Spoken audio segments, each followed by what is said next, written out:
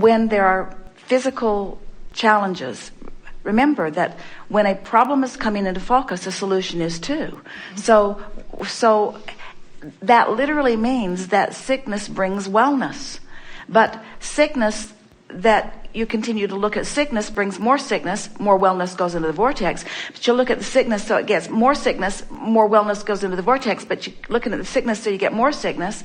So we haven't said this with this clarity before, but you've set it up for the perfect way of explaining it, that a lot of people are saying, they often don't mean it really fully, that they're not sorry that such and such happened because of the good that came from it. And we just want to emphatically say that good always comes from it, but the question isn't whether good comes from it. The question is, how quickly am I going to start tuning myself to the frequency of the good that came out of it, instead of staying focused on more of the current reality.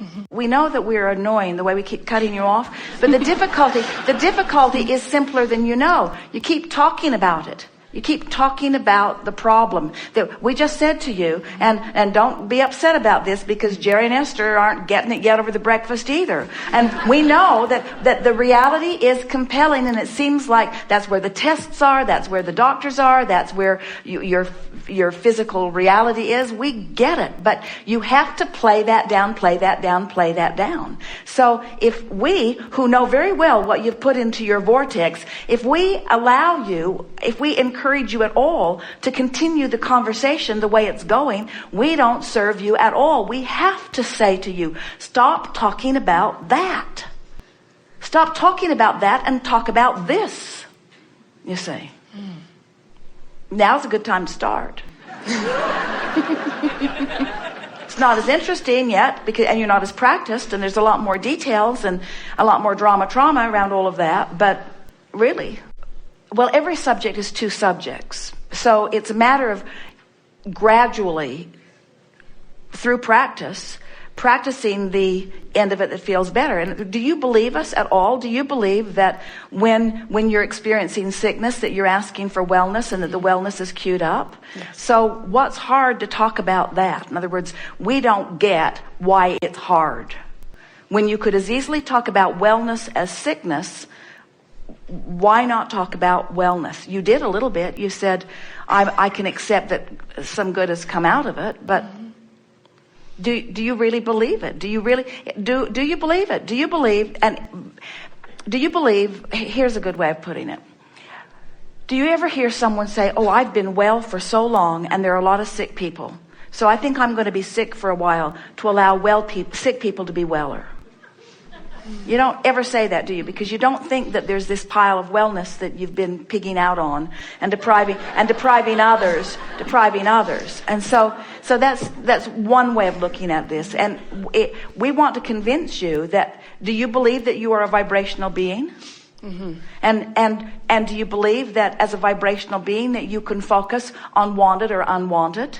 Yes. So what is this insatiable appetite, and it's not just yours, almost all humans have it, of wanting to explain what is? What is the big deal about what is? What's the big deal about what is? Is it, you know what it really is? I'm running around with a whole lot of other humans who've forgotten who they are, that don't remember about the vortex, who have trained themselves away from caring about how they feel, and we are, for the most part, just a big human complaining pity party. Those are the books that sell. You want to get a best-selling book, then dig yourself into a really deep hole and then crawl out, and they'll clap when you crawl out. We're just trying to get your attention a little bit here. We want to convince you that you don't have to tell the story about reality. You can tell the story about vibrational reality. But when you say it's hard, I can't do it, I don't know how to do it, that only means that's because you've practiced the reality story more than the vibrational reality story. Do you know anybody? Have you ever, and we won't tell, have you ever told a fib for so long that you forgot it was a fib? Do you know people who lie really easily? That's what we want from you. We want you to take a departure from reality and train yourself into the improved reality, into the wanted reality. We want you to train yourself. But so many of you have believed that you've got to tell it like it is. And so someone says, how are you? And you don't feel that good. And you feel like you should tell them, well, I really don't feel that good. And they didn't really care. They didn't really mean, how are you? They meant, hi. So just practice as best you can. And so the answer to your question is, how can you practice the better feeling when the reality isn't there yet? And we say, catch yourself at the best moments that you can find and emphasize that to yourself. And do it over and over again. Just find the best feeling moment that you can find and practice it from then. And it is our promise to you. It will get better and better and better and better and better. Well, it isn't a matter of something outside of you assigning what you're supposed to be doing.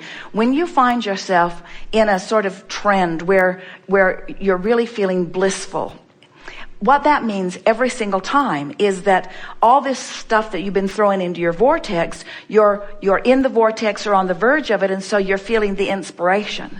But the vortex keeps expanding and evolving too, so you have to keep it current. That's why we want you to make it this emotional quest rather than a manifestational quest, because if you make it an emotional quest, if you care about how you feel, then you just keep feeling good as new ideas keep coming. But we will say this, you bring up a really good point, and you're really going to like this. This is an important piece to all of this, and we think it's the piece that you're looking for here. So this vortex, are you believing it? This vibrational reality. So if you are in despair or focused upon pain or sickness, you're far from the vortex, and inspiration is not something that's coming to you.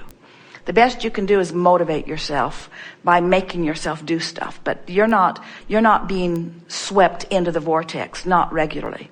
If you're hanging around in an attitude of hopefulness, then you're on the brink of the vortex enough that it's taking you in and making a believer out of you. If you can hang around in hope, the vortex will take you in often enough that you will become a believer. And before you know it, you will just know. There will be no vibrational difference in what you want and what you expect. Expect is a really important word.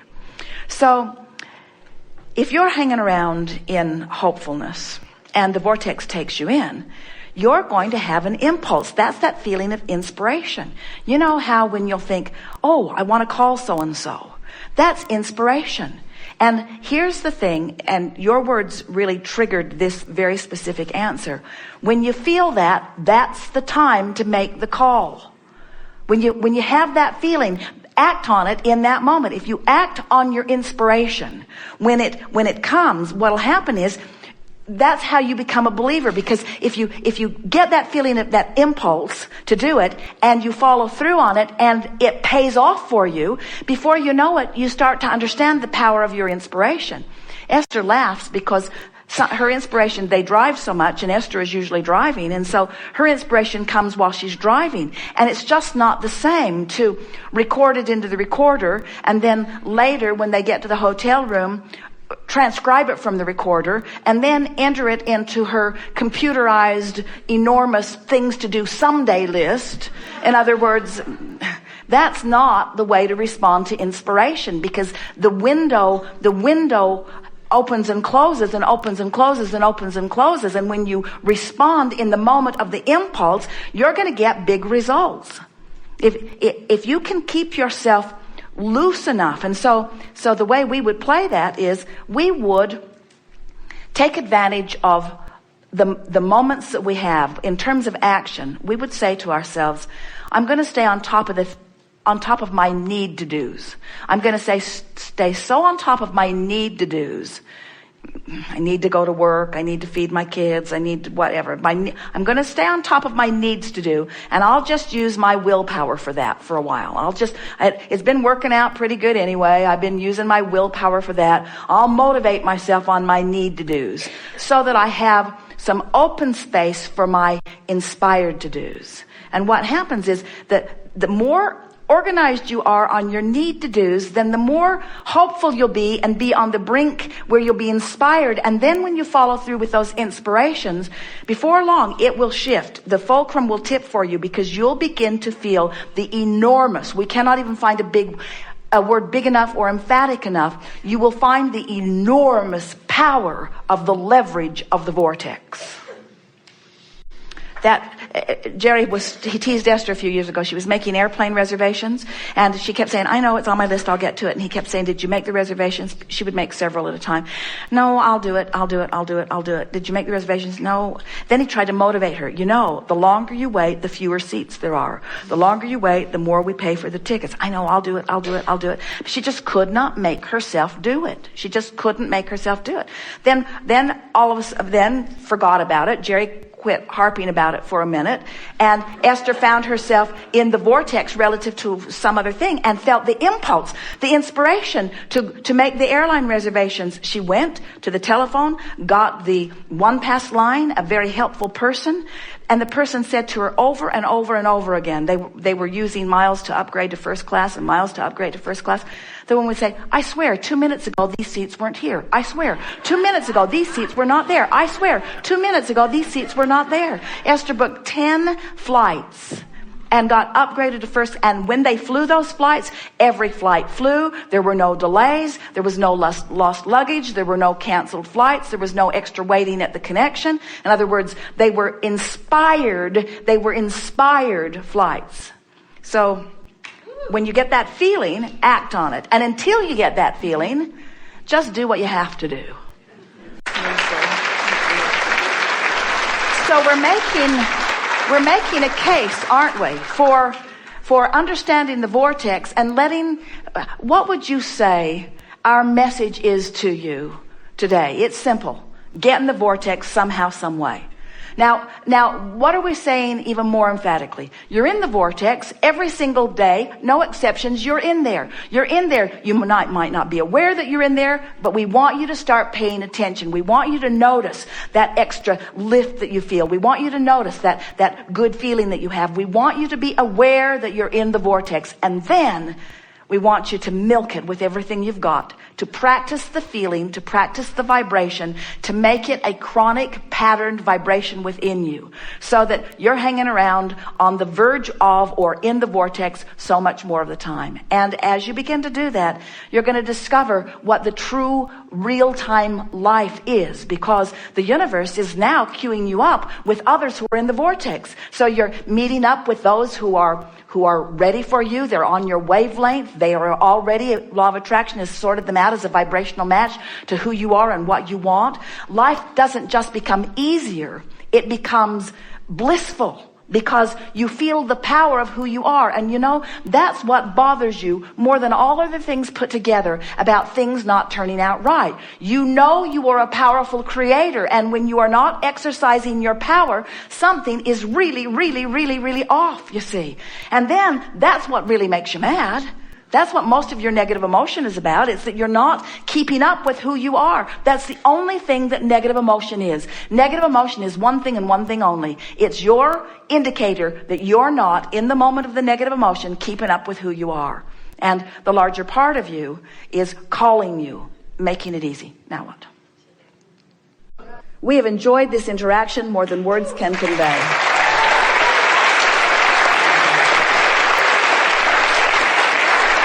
You are really good at what you do. You are really good at what you do. Just have more fun in the doing of it. Don't make big changes in what's going on in your life experience. Just decide to tweak it just a little bit into more fun. And watch the leverage of the energy that creates worlds flow to your fingertips, you see.